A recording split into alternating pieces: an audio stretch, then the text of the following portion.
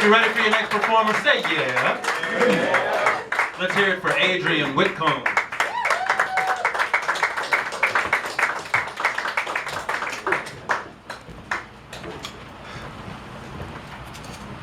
I know some of you out there are wondering what it will be like when you go back to your 50th high school reunion.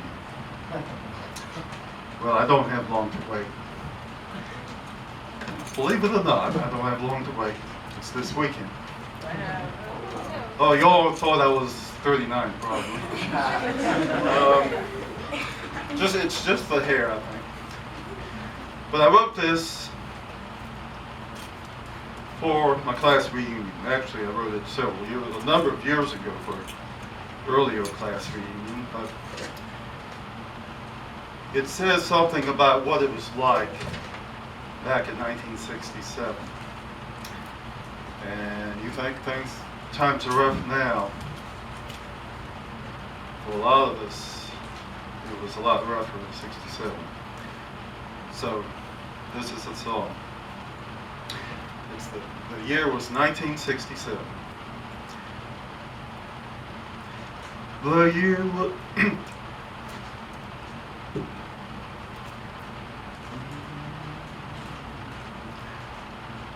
the year was 1967. Our world was changing fast, it seems. As we looked to graduation, we were headed toward our dreams. We were anxious and uncertain for what the future held in store. Knew that I will soon be seeking another world outside your door. It isn't easy being 18. The world has so much to demand. Some do jobs, some went to college, others went to Vietnam. Our lives would never be the same when that day in June at last arrived. For a moment time stood still there, and then it flew so quickly by. We had written in the beacon all the things to leave behind. An old gym suit, had finished textbooks.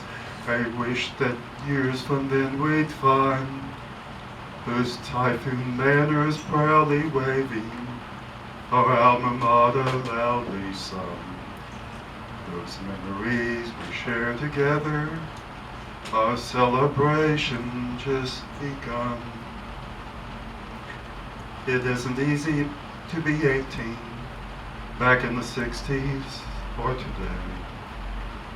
The year was 1967. We and our friends were on our way. Some of you perhaps have watched the first episode of Ken Burns' Vietnam, and that goes on for a number of weeks now. And I wasn't able to watch it. I was somewhere else last night, but I clearly remember I wasn't there. No, I wasn't there. I was in college. I was one of the lucky ones that went to college. I was 1A after college, but by then they didn't get to my draft number, so I didn't volunteer to go there. And by then, the war was pretty unpopular with a good deal of the country. And then we continued several years after that until we finally got out.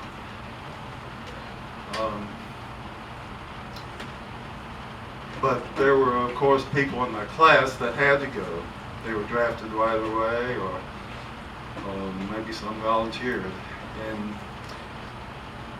I don't know any that died in Vietnam, but there were certainly some whose lives were changed by the experience.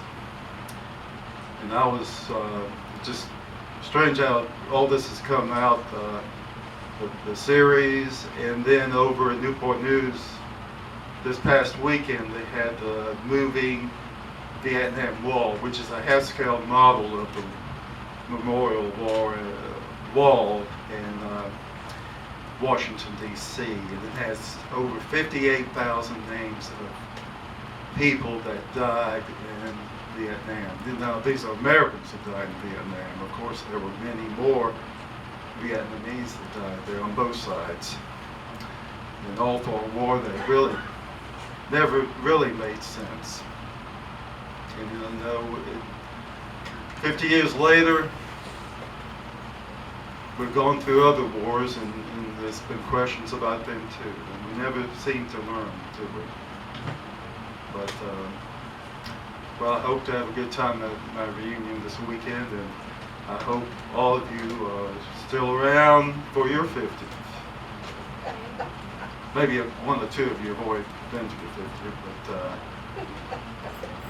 for the most part, you have a few years to look forward to it. So think about your experience and have a good time. Thank you.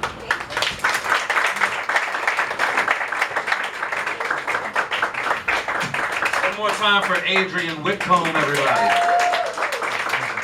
Up next on the mic, let's show our